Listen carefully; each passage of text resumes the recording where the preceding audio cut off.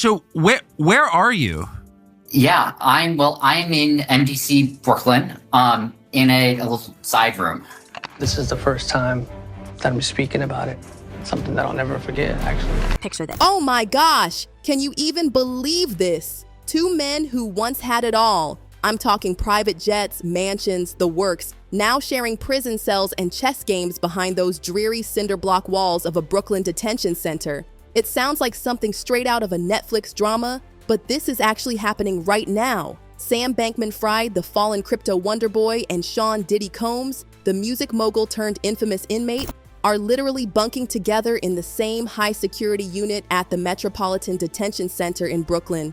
And let me tell you, this place is notorious for being absolutely horrific. How did these two titans, who were basically royalty in their industries, end up in such a bleak, depressing place? And what on earth could they possibly have in common? Trust me, this story is so bizarre you couldn't make it up if you tried.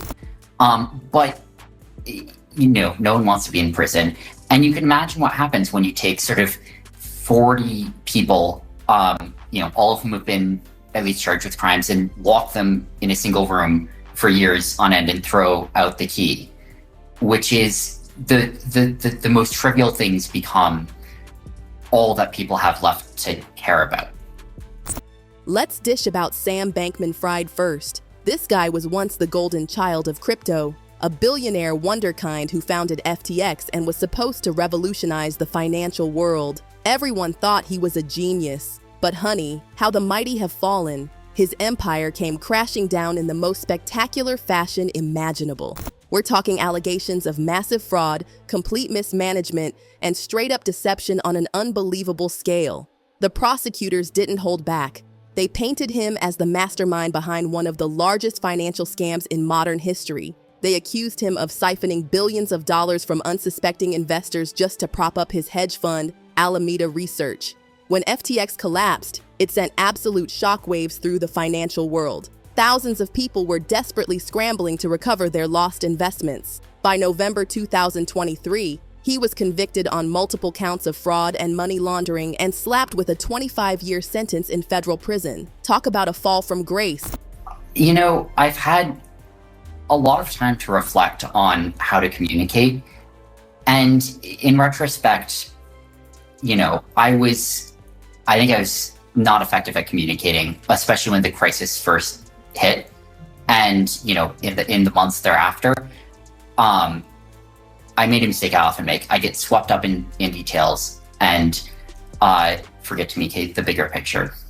On the other hand, Diddy was a household name long before Bankman-Fried even hit the scene. As a music producer, rapper, and entrepreneur, Combs built an absolute empire on hit records, fashion lines, and those incredibly lucrative endorsements. He was literally the definition of success, a man who turned everything he touched into pure gold. But behind all that glitz and glamour, a much darker narrative was brewing. The allegations against him now are absolutely shocking. Prosecutors have accused him of orchestrating a years-long pattern of exploitation involving vulnerable individuals, elaborate schemes, and a whole network of enablers. The charges range from deeply unethical behavior to outright criminal acts, and the details coming out have left the public completely stunned. Combs has fiercely denied all the accusations, but with his trial looming in May, his future is hanging by a thread.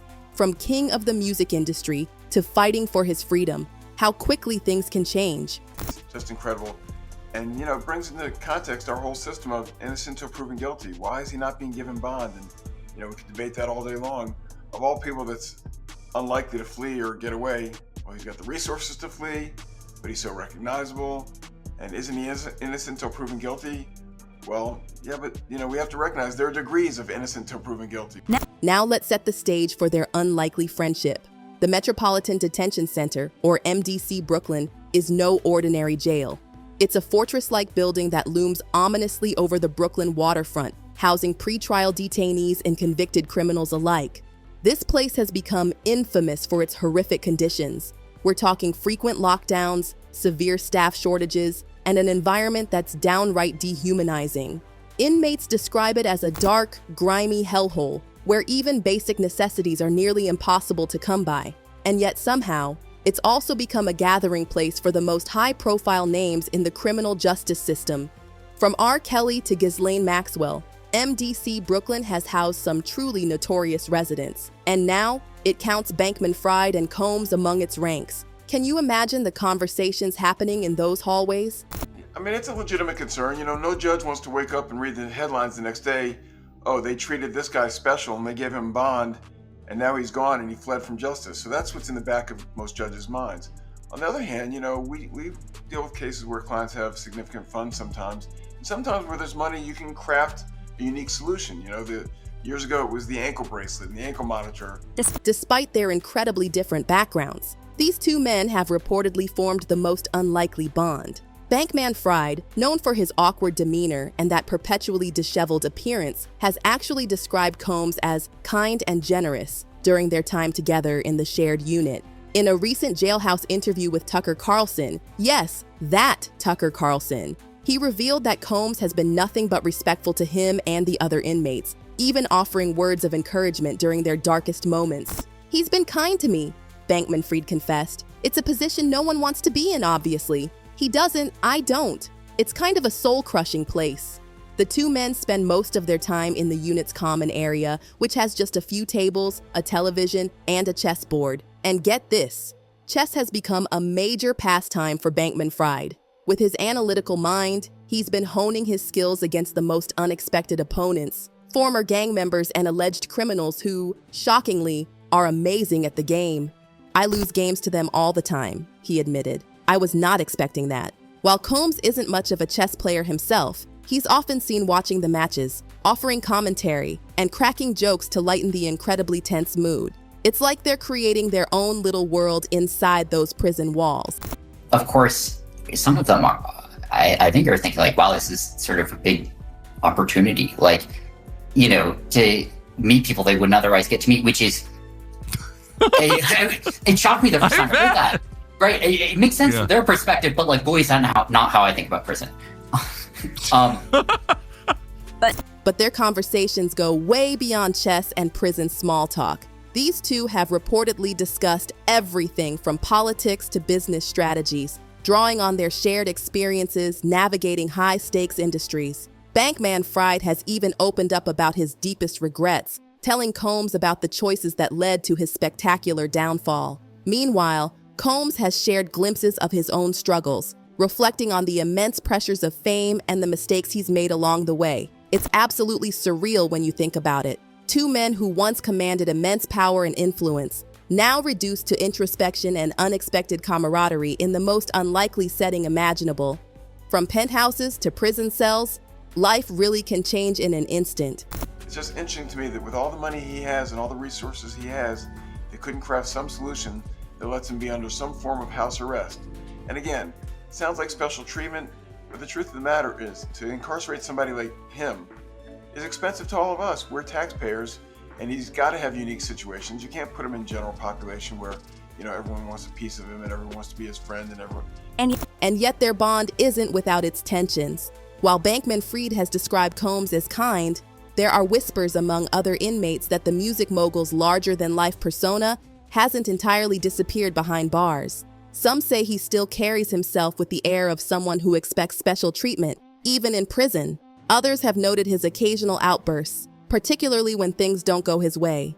It's a far cry from the polished image he once projected to the world, but perhaps that's to be expected in a place like MDC Brooklyn, where even the strongest facades eventually crumble.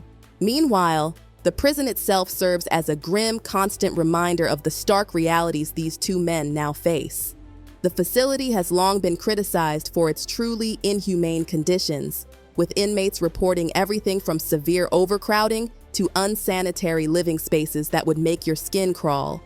Lockdowns are frustratingly frequent, leaving detainees confined to their tiny cells for hours or even days at a time. For Bankman-Fried and Combs, this means extremely limited access to the outside world, minimal opportunities for exercise, and virtually no privacy whatsoever. It's a shocking contrast to the luxurious lifestyles they once enjoyed, and it's painfully obvious that the adjustment has been anything but easy for either of them. Well, Sierra, anything's possible, right? But now this judge has an even harder time, I think, because the past judge locked him up, didn't let him out, and he's still there available for trial. If the new judge lets him out on bond and something goes wrong, and this isn't the analysis that I'm proud to make, right? We shouldn't be saying, well, judges are worried about their own skin and how they look if something bad happens.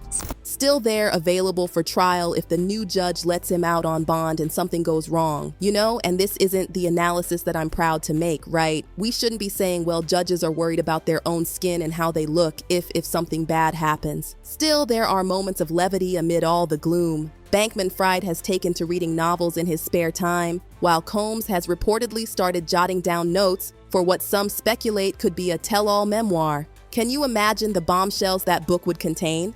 The two men have also found touching ways to support each other, whether through shared meals or late-night conversations about their respective legal battles. For all their differences, they seem to have found common ground in their shared struggle to adapt to life behind those imposing bars. As their legal battles continue to unfold, the friendship between Bankman-Fried and Combs offers a fascinating glimpse into the human side of their stories. It's a powerful reminder that even in the most dire circumstances, connections can be forged and lessons can be learned. But make no mistake, the road ahead for both men is fraught with uncertainty. They face the prospect of years, if not decades, behind bars, and the outcomes of their cases could have far-reaching implications for their legacies. The world is watching their every move. Every jail is bad, and some jails are worse than others. And the problem, again, is if you move him, why is he getting special treatment? And maybe he's earned special treatment. Maybe what he's done, maybe he's given so much back to his fans and to the world and to charity that maybe there's a way that it plays out in the end. But again, to go into court and say this jail is bad, move him to another jail. So, what does the future hold for Sam Bankman-Fried and Sean Diddy Combs? Will their unlikely friendship endure the trials and tribulations to come, or will the immense pressures of prison life ultimately drive them apart? As the next chapter of their stories unfolds, one thing is certain: this is a tale that's far from over.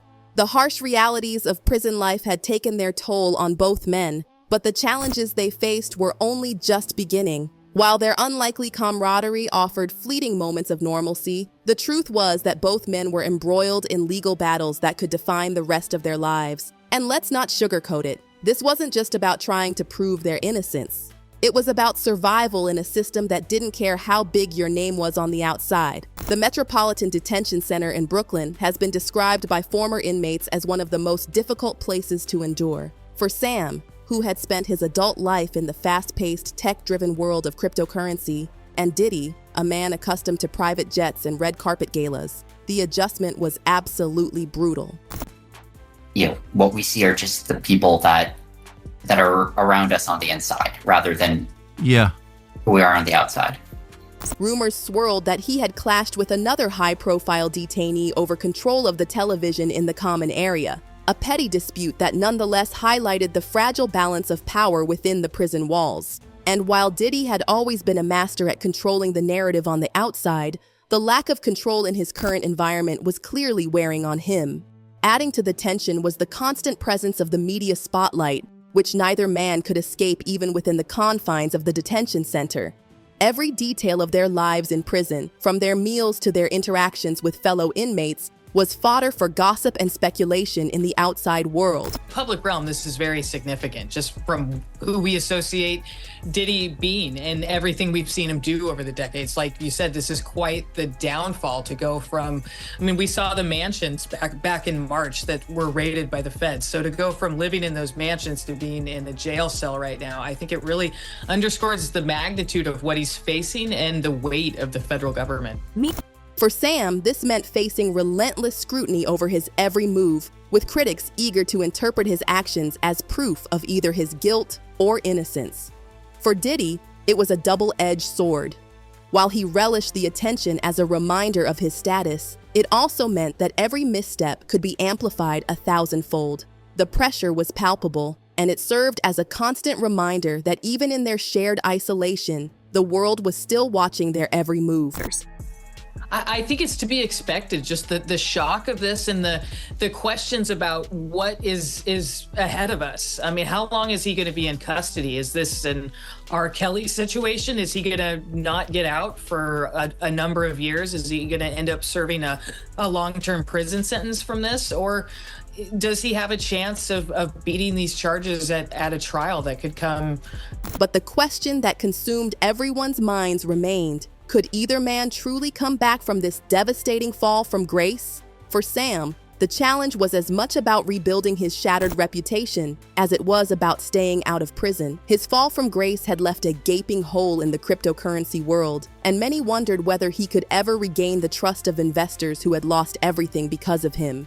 But there's also strategic reasons for the prosecutors to want him to have co-defendants, because right now he hasn't waived his right to a speedy trial, which would force prosecutors to take up the trial pretty quick, which they actually might not be ready to do.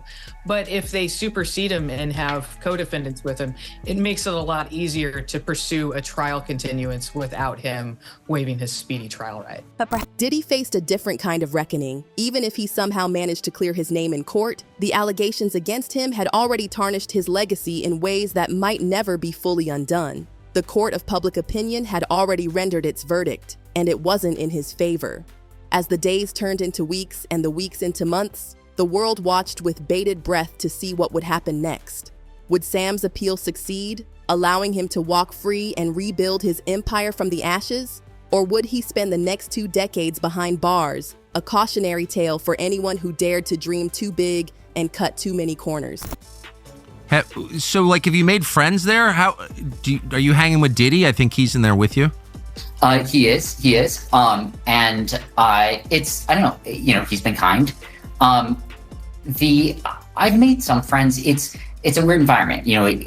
It's sort of a combination of a few other high profile cases and then a lot of, And what about Diddy? Could he convince a jury of his innocence? Or would the weight of the allegations against him prove too much to overcome?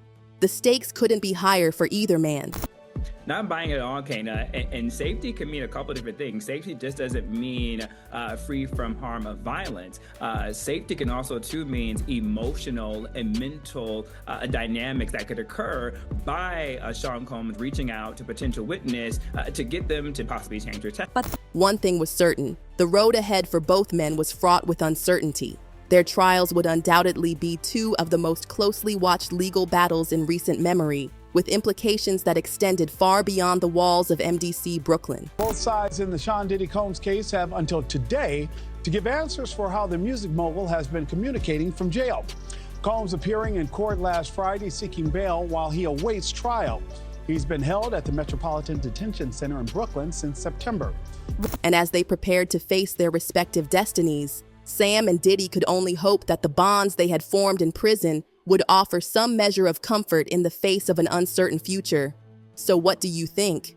Can either of these men truly find redemption, or are they destined to remain defined by their mistakes? And more importantly, what does their story say about the nature of power, success, and the price we pay for ambition? Let us know your thoughts in the comments below, and don't forget to subscribe for more updates on this unfolding saga. Until next time.